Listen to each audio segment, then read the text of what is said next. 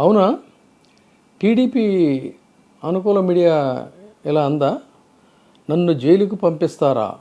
సజ్జలపై Jagan serious. 3 రాజధానుల మార్పు. TDP media ఇలా డిస్కస్ చేసిందా? ఇలా బహుశా దాని మీద చర్చలు కూడా జరిపి ఉంటారు. అయితే ఇక్కడ గమనించాల్సింది ఏంటంటే ఇందులో పెద్ద ఆశ్చర్యమే లేదు. వాళ్ళ యొక్క ఎజెండా ఏంటంటే జగన్మోహన్ రెడ్డి గారికి అత్యంత సన్నిహితులుగా ఉన్నటువంటి వాళ్ళని ఏదో రకంగా కొంతమందిని తప్పుడు కేసులతో జైల్లో ఇరికించాలి, మరికొంత మీద తప్పుడు ప్రచారాలు చేయాలి, ఇంకొంతమందిని సన్నిహితంగా ఉన్నటువంటి వాళ్ళని ఏదో విధంగా దూరం చేయాలి.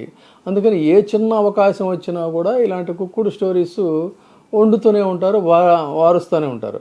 నిజానికి అలాంటిది ఏదైనా జరిగితే ఆయన గురించి, ఆయన వ్యవహారాల గురించి దగ్గరగా పరిశీలించేటువంటి వాళ్ళకి తెలియాలి తప్ప, వీళ్ళు జగన్మోహన్ రెడ్డి గారి రూమ్ పక్కనే ఉన్నట్టు, అయితే రోజు వీళ్ళు వెళ్ళి అక్కడ కూర్చుంటున్నట్టు భలే గమ్మత్తుగా రాస్తారు.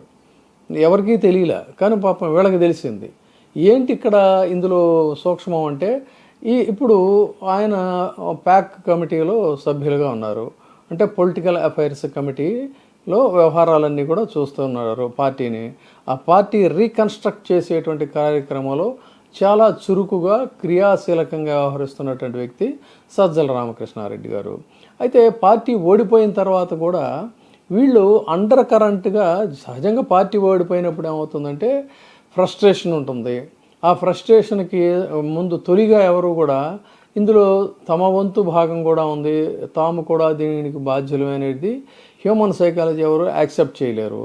అదేవిధంగా అగ్రనాయకుడి మీద అభిమానం ఉంటుంది కాబట్టి డైరెక్ట్గా ఆయన్ని కూడా అనలేరు. అప్పుడు ఏమవుతుంది, మిడిల్లో ఉన్నటువంటి మిడిల్ మ్యాన్ని నిందించడం అనేటువంటిది చాలా తేలిక. అది కాస్త జరిగితే దాన్ని చిలవల పలవలు చేసి గోరంతలు కొండంతలు చేసి సజ్జల రామకృష్ణారెడ్డి గారి మీద అసలు ఈయనే కారకుడు, అంతా నువ్వే చేసావు అనేటువంటి రీతిలో వీళ్ళు వకాల్తా పుచ్చుకొని పెద్ద ఎత్తున అల్లరి చేశారు, అల్లరి చేస్తున్నారు కూడా. ఇంకా ఆ క్రమంలోనే ఈ స్టోరీ కూడా ఒకటే అని చెప్పి అనుకోవాలి, అంతే తప్ప మరొకటి కాదు. సహజంగా ఏంటంటే సజ్జల రామకృష్ణారెడ్డి అనేటువంటి ఆయన జగన్మోహన్ రెడ్డి గారికి సుదీర్ఘకాలంగా అత్యంత నమ్మకమైనటువంటి వ్యక్తి. తర్వాత ఏంటంటే ఎక్కడా కూడా రాజకీయ నాయకుల్లాగా వేరే ఒక పార్టీ నుంచి వచ్చో లేకపోతే ఇంకో రకంగా కాదు. మొదటి నుంచి ఆయన భావజాలానికి అనుగుణంగా ఉండి తదనుగుణంగా వ్యవహరిస్తున్నటువంటి వ్యక్తికి ఈ పార్టీని ముందుకు నడిపించడంలో కానీ, గతంలో ఆ పార్టీని విజయ పదంలో నడిపించడంలో బ్యాక్ ఎండ్లో ఉండి పనిచేయటం కానీ, తర్వాత వీళ్ళు పేర్కొన్నట్టుగా సకల శాఖల మంత్రి అని అన్నప్పటికీ కూడా ఎక్కడా కూడా అహంకారంతో చెలరేగిపోవటం కానీ, ఒక మాట తోలడం కానీ ఎవరి మీద, అలాంటి వ్యక్తి కూడా కాదు. చాలా గుంభనగా, హోందాగా, నిలకడగా ఉండేటువంటి వ్యక్తి. ఇప్పుడు కూడా తన ఇన్ని విమర్శలు ఇచ్చినా కూడా మొక్కవోని ధైర్యంతో తన పని తను చేసుకుంటూ వెళ్తున్నాడు. ఏమైనా సరే ఎక్కడ దొరుకుతాడా, ఎక్కడో రకంగా ఇరికించి అక్కడ బలహీనపరిచినట్లయితే కొంత ఆ పార్టీ యాక్టివిటీస్ కుంటుపడతాయి అనేటువంటిది ఈ కూటమి యొక్క కుహనా రాజకీయాల్లో ప్రధానమైనటువంటి అంశం. ఆ బాధ్యత వాళ్ళు మీడియా టేకప్ చేసింది. అందుకని అడపాదడపా ఇలాంటి స్టోరీలన్నీ కూడా ఆయన మీద వస్తూ ఉంటాయి. అయితే ఇక్కడ గమనించాల్సింది ఏంటి, వాళ్ళకి మింగుడు పడింది 3 రాజధానులకు సంబంధించినటువంటి ఇది. ఎప్పుడు కూడా ఒక పార్టీ అనేది ఓడిపోయిన తర్వాత ఒక సమీక్ష అనేటువంటిది జరుగుతుంది, ఒక అంతర్మథనం జరుగుతుంది. ఆ తర్వాత ఆ నిర్ణయాల మీద పునరాలోచన జరుగుతుంది. ఇదేం తప్పేం కాదు. So this is the letter and spirit of democracy. ఆ విధంగా ఏంటంటే తర్వాత మోర్ ఓవర్ ఏంటి, కోట్లాది రూపాయల ప్రజాధనాన్ని అలా పోస్తూనే ఉన్నారు అమరావతి కన్స్ట్రక్షన్కి. అలాంటప్పుడు ఇట్ ఈస్ పబ్లిక్ మనీ.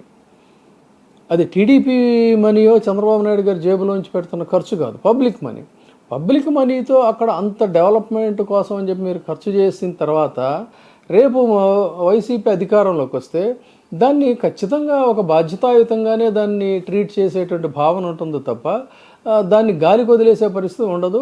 డెఫినెట్గా రైతులకు కూడా న్యాయం జరుగుతుంది. అదే విషయాన్ని జగన్మోహన్ రెడ్డి గారే ప్రస్తావించారు ఆయన ప్రెస్ మీట్లో.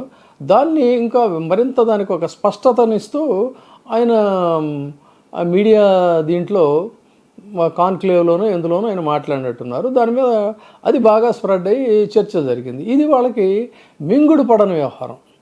దాంతోనే ఇబ్బంది వచ్చి ఇది జగన్మోహన్ రెడ్డి గారికి ఇష్టం లేని అంశం అని, ఆయన అభీష్టానికి వ్యతిరేకంగా ఈయన మాట్లాడారన్నట్టుగా దాన్ని గ్లోరిఫై చేసి దాని మీద మళ్ళీ ఒక స్టోరీని అల్లిన పరిస్థితి తప్ప మరొకటి కాదు. ఖచ్చితంగా 100% అలాంటిది లేదు. అండ్ మోరోవర్ జగన్మోహన్ రెడ్డి గారికి రాజశేఖర రెడ్డి గారికి ఉన్నటువంటి ఒక లక్షణం ఏంటంటే, ఒక లక్షణం వాళ్ళు విశ్వసించినటువంటి వ్యక్తుల్ని వాళ్ళు అంత తేలికగా చెప్పుడు మాటలు విని వాటికి వీటికి దూరం చేసుకునేటువంటి మనస్తత్వం కాదు. అండ్ యూజ్ అండ్ త్రో అనేటువంటి ఫిలాసఫీ అసలు వాళ్ళ డిక్షనరీలోనే లేదు.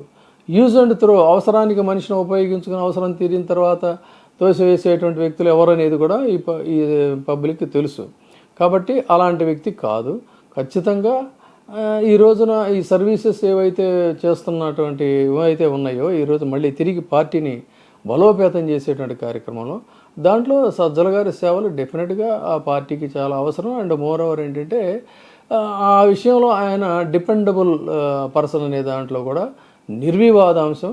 కాబట్టి ఇలాంటి కుక్కుడు స్టోరీస్ కేవలం ఏంటంటే గాలి పోగేసేసేటువంటి మాటలు పార్టీలో ఒక గందరగోళాన్ని సృష్టించడమే తప్ప మరొకటి కాదు. తర్వాత ఆయన మీద బురద చల్లేటువంటి ప్రాసెస్లో ఇది మరొక కొత్త బురద కింద దీన్ని చూడాలి, అంతే తప్ప మరొకటి కానే కాదు.